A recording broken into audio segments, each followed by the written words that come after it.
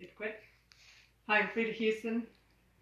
I'm in my homestead, Winnistoppdan, up on 66 kilometers, and there's been reports that the Jacobwind checkpoint has been breached, and the police have made it through that point, and we're here in my healing center, and we have some clients here, and we didn't agree with the injunction because they didn't hear our side, and we have too much to lose behind on this territory. We don't want them to try and say that we can be in the reservation and just stay in my buildings here, but they can destroy the rest of my territory. So I'm here now because this is my home. This is where I live. I was out for a whole month with Smogethgem's mom being sick in palliative care, and she has passed.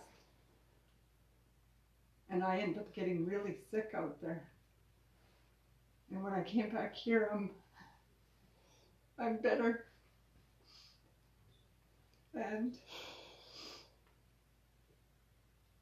this is an unjust system that we live in. My people have been pushed aside for hundreds of years. And it hasn't stopped. It's still happening right now.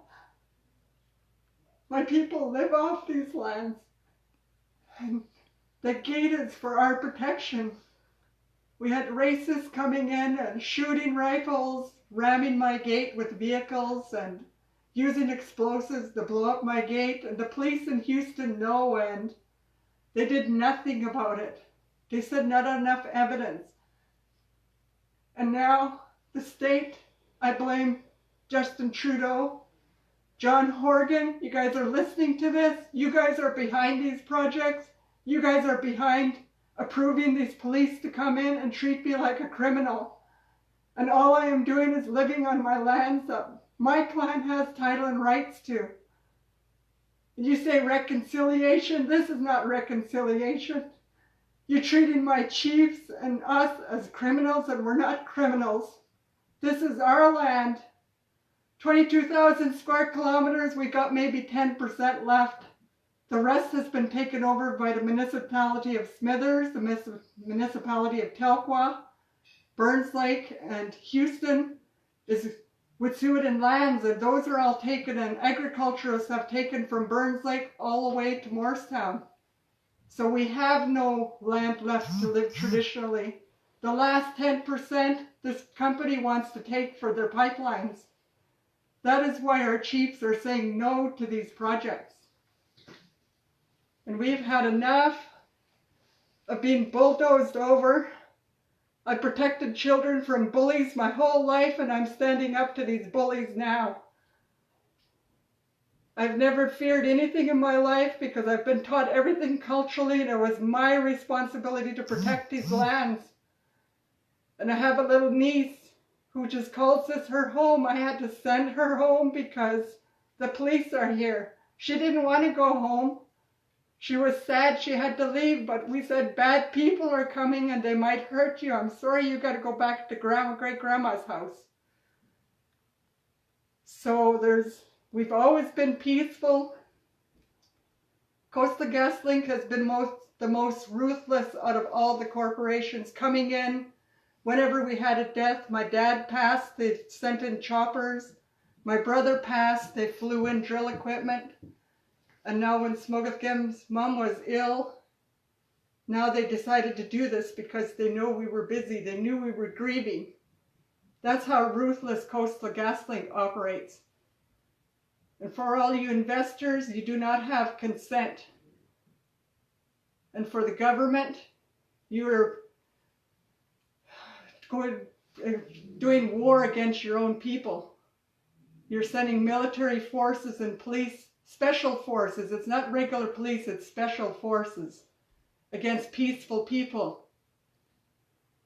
And this is the only territory we have left. We drink the water. That's the only territory in all of Wet'suwet'en territory where you can still drink the water.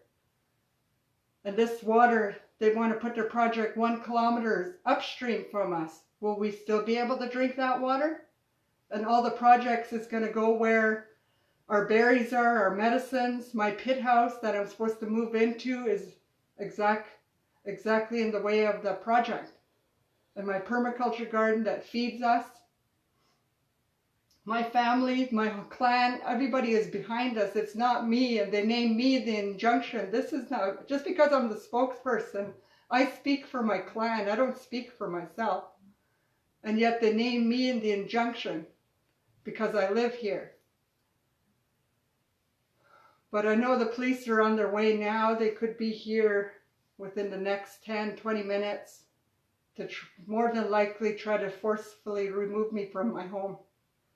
And the rest of the world needs to make noise. This is wrong. So wrong. People have to speak up. You can't just sit back and say you can't do nothing. People have power. You have a voice. Use it. You can't let this corrupt government. Our government is corrupt now. You bulldoze everybody for you to make profits. And meanwhile, those profits are destroying our water, our air. Even you won't survive. What are you going to drink? What are you going to eat when there is no more fresh water?